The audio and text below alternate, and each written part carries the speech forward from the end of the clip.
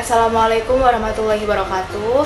Perkenalkan, kami dari kelompok 4. Dalam hal ini kelompok kami akan menjelaskan mengenai analisa pengelolaan POAK dan juga SWOT pada Taman Nasional Ujung Kulon.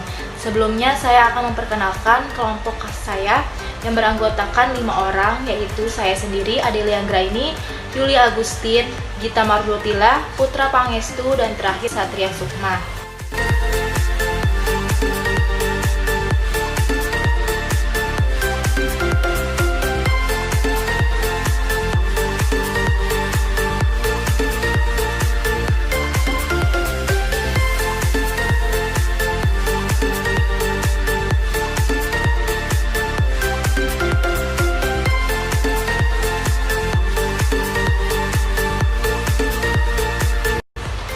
Ada 4 poin pembahasan yang akan kami bahas. Pertama, pendahuluan, analisa POAK, analisa SWOT, dan terakhir kesimpulan. Baik, saya di sini akan menjelaskan mengenai bagian pendahuluan yang terdiri dari latar belakang dan tujuan. Latar belakang kali ini mengenai Taman Nasional yang merupakan konsep pelestarian alam yang paling populer di dunia. Konsep Taman Nasional lahir karena adanya dilema antara kepentingan pelestarian alam dengan pemanfaatan lain seperti pariwisata. Latar belakang kali ini memiliki 3 poin, yaitu yang pertama, Taman Nasional Ujung Kulon yang merupakan perwakilan ekosistem hutan hujan tropis dataran rendah yang tersisa dan terluas di Jawa Barat. Yang kedua, TNUK yang merupakan habitat yang ideal bagi kelangsungan hidup satwa langka seperti badak Jawa atau nama latin Rhinoceros sondarchus dan satwa langka lainnya. Yang ketiga, terdapat 3 tipe ekosistem di Taman Nasional ini, yaitu ekosistem perairan laut, ekosistem rawa, dan ekosistem darat. Taman Nasional Ujung Kulon juga merupakan salah satu kawasan konservasi di Indonesia yang berperan penting dalam menjaga kelestarian sumber daya hayati dan keseimbangan ekosistem. Kawasan ini resmi ditetapkan sebagai Taman Nasional pada tahun 1992. Luas areanya 120.551 hektar yang terdiri dari 76.214 hektar berupa daratan dan 44.337 hektar berupa lautan. Tujuan kali ini memiliki 3 poin penting. Yang pertama, untuk mengetahui sistem pengelolaan Taman Nasional Ujung Kulon. Yang kedua, untuk mengetahui unsur POAK di Taman Nasional Ujung Kulon. Yang ketiga, untuk mengetahui unsur SWOT di Taman Nasional Ujung Kulon. Yang selanjutnya, analisis POAK. Pengelolaan sistem zonasi. Pengelolaan sistem zonasi dibagi menjadi 4 bagian. Yang pertama, zona inti. Zona inti adalah kawasan Taman Nasional yang berfungsi untuk pelindungan dan tidak diperkenankan adanya kegiatan apapun oleh manusia. Yang kedua, zona rimba. Zona rimba adalah kawasan Taman Nasional yang berfungsi untuk menyangga zona inti serta hanya dapat dikunjungi sebagai rekreasi. Yang ketiga, zona pemanfaatan. Zona pemanfaatan adalah kawasan Taman Nasional yang berfungsi untuk menampung pengunjung maupun pengelolaan di zona ini yang dapat dibangun menjadi sarana akomodasi. Yang keempat, zona khusus. Zona khusus adalah kawasan pemukiman yang berada di kawasan Taman Nasional Ujung Kulon yang sudah berada sebelum penetapan Ujung Kulon menjadi Taman Nasional Ujung Kulon. Oke, selanjutnya di sini saya akan menjelaskan tentang analisa POAC. Yang pertama ini ada perencanaan. Perencanaan terbagi menjadi 4 poin. Yang pertama adalah menciptakan sumber pendanaan bagi perlindungan sumber daya di Taman Nasional. Yang kedua, menyeimbangkan antara permintaan perlindungan dengan kunjungan di Taman Nasional. Yang ketiga adalah menyumbang pembangunan ekonomi masyarakat sekitar kawasan Taman Nasional melalui pengembangan pariwisata berkelanjutan. Yang keempat, membangun komitmen dan kepemilikan pengelolaan dan perlindungan Taman Nasional di antara stakeholders. Selanjutnya adalah pengorganisasian. Dalam pelaksanaan tugas pokok dan fungsinya, Balai Taman Nasional Ujung Kulon mempunyai struktur organisasi pelaksanaan berdasarkan SK 384/4/T10 PG 2008 tanggal 1 April 2008 sebagai berikut. Adalah kepala subbagian tata usaha dibagi sesuai tugas yang harus dilaksanakan. Yang pertama, urusan umum perlengkapan dan rumah tangga. Yang kedua, urusan kepegawaian. Yang ketiga, urusan perencanaan, keuangan dan kerjasama. Yang keempat, urusan pemanfaatan, pelayanan dan humas. Yang kelima, urusan data, evaluasi dan pelaporan. Yang keenam adalah urusan perlindungan. Ini adalah Kepala Seksi Pengelolaan. Yang pertama, Kepala Seksi Pengelolaan Taman Nasional Wilayah 1 Pengelolaan Panaitan. Yang kedua, Kepala Seksi Pengelolaan Taman Nasional Wilayah 2 Pengelolaan Handelem. Yang ketiga, Kepala Seksi Pengelolaan Taman Nasional Wilayah 3 Sumur. Ini adalah kelompok pejabat.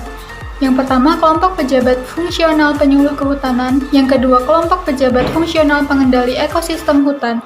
Yang ketiga, kelompok pejabat fungsional polisi kehutanan. Aktualisasi. Perencanaan POP ini dilakukan secara partisipatif dengan 10 tahap atau modul. Hal ini dilakukan untuk menumbuh kembangkan rasa memiliki dan tanggung jawab stakeholders dalam pengelolaan kawasan konservasi dan penggunaan oleh publik atau POP Taman Nasional Ujung Kulon. Aktualisasi dibagi menjadi 10 poin. Poin yang pertama dan kedua adalah persiapan perencanaan dan direktori daya tarik wisata. Poin ketiga memahami arti penting dan pesan Taman Nasional Ujung Kulon. Yang keempat, zona, sektor POP dan pengunjung. Yang kelima dan keenam adalah peraturan dan kalender kegiatan. Yang ketujuh dan ke-8 adalah produk POP dan konsultasi publik. Yang ke-9 dan 10 adalah rencana pemantauan dan rencana keuangan. Yang terakhir adalah pengontrolan. Tahapan penting pasca pembangunan adalah mempersiapkan pengelolaan JRSCA secara jangka panjang yang meliputi pembentukan lembaga pengelola, penyediaan SDM, sarana prasarana, dan dana operasional. Dalam pelaksanaan pembangunan JRSCA, pemerintah dalam hal ini Balai Taman Nasional Ujung Kulon dibantu oleh Yayasan Badak Indonesia atau YABI. YABI adalah organisasi nirlaba yang bergerak dalam usaha melestarikan dan menyelamatkan badak Indonesia, yaitu badak Jawa di Taman Nasional Ujung Kulon dan badak Sumatera di Pulau Sumatera. Terima kasih. Baik, di sini saya akan menjelaskan mengenai analisis SWOT, di mana analisis SWOT ini terdiri dari 4. Yang pertama itu ada strength atau kekuatan, yang kedua itu ada weakness atau kelemahan, yang ketiga itu ada opportunity atau peluang, dan yang terakhir itu ada threat atau ancaman. Di Taman Nasional ini memiliki beberapa kekuatan, di antaranya yang akan saya sebutkan, yaitu Taman Nasional ini memiliki ciri khas yang paling utama yang diandalkan di Taman Nasional Ujung Kulon ini, yaitu di mana Taman Nasional Ujung Kulon ini telah diresmikan sebagai warisan dunia dan dilindungi oleh UNESCO pada tahun 1991. Kemudian di Taman Nasional ini dia merupakan salah satu populasi yang melestarikan hewan langka, yaitu badak Jawa yang berada di semenanjung Ujung Kulon dengan luas pelestarian yaitu sekitar 38.547 hektar. Nah, di Taman Nasional ini terdapat badak Jawa yang dilindungi dan dilestarikan di sini. Taman Nasional Ujung Kulon ini menjadi satu-satunya taman nasional yang melestarikan hewan langka berupa badak Jawa ini setelah Vietnam mengalami insiden kepunahan badak Jawa. Kemudian di Taman Nasional ini juga menjadi salah satu taman nasional yang memang harus dijaga secara ekstra kelestarian dari hewan langka ini. Baik, kita masuk ke analisis kedua, yaitu weakness atau kelemahan. Taman Nasional ini memang memiliki berbagai macam kekuatan seperti yang sudah saya sebutkan sebelumnya. Namun ada beberapa juga kelemahan yang dialami oleh Taman Nasional ini. Salah satunya yaitu Taman Nasional Ujung Kulon ini memiliki akses jalan yang sangat sulit untuk dilalui. Bagi masyarakat yang ingin menambah wawasan mengetahui tentang Taman Nasional Ujung Kulon ini, dia memiliki akses yang sangat sulit untuk dilalui ketika hendak ke Taman Nasional Ujung Kulon. Beberapa masyarakat yang ingin datang atau berkunjung ke Taman Nasional Ujung Kulon menanggapi hal ini, mereka mengalami keberatan karena dengan hal positif yang mereka ingin dapatkan dari Taman Nasional Ujung Kulon, ternyata memiliki beberapa kendala, yaitu kendalanya dari akses jalan yang rusak dan sulit untuk dilalui. Kita masuk ke analisis yang ketiga atau weakness atau peluang, di mana Taman Nasional ini memiliki berbagai macam peluang, baik peluang yang menghasilkan nilai ekonomi atau peluang yang menghasilkan nilai wawasan dan pengetahuan nilai tambah, di mana terdapat berbagai macam wisata yang ada di Taman Nasional Ujung Kulon yang bisa dikunjungi oleh masyarakat setempat. Salah satunya yaitu Gua Lalai, yang kedua ada Demplot Tanaman Obat, yang ketiga ada Curug Cibayoni, dan masih banyak yang lainnya. Nah, selain itu, potensi wilayah di Gunung Tilu atau Curug Cibayoni ini perlu dimasukkan ke dalam bentuk kegiatan wisata alam yang dapat menghasilkan beberapa nilai tambah untuk Taman Nasional Ujung Kulon itu sendiri. Seperti itu. Baik, kita masuk ke bahasan yang terakhir mengenai threat atau ancaman, di mana berbagai ancaman muncul di Taman Nasional Ujung Kulon ini. Menjadi satu-satunya populasi pelestarian hewan langka berupa badak Jawa ini mengakibatkan Taman Nasional Ujung Kulon harus ekstra menjaga dari kegiatan pemburuan liar atau kegiatan pemburuan yang mengakibatkan kepunahan terhadap hewan langka tersebut. Kemudian ada beberapa potensi atau ancaman yang dapat mengancam Taman Nasional Ujung Kulon ini, yaitu berupa bencana alam. Selanjutnya, penyakit. Tidak bisa dipungkiri, penyakit yang datang kepada hewan tersebut juga akan mengakibatkan kepunahan terhadap hewan langka yang dilestarikan di Taman Nasional ini.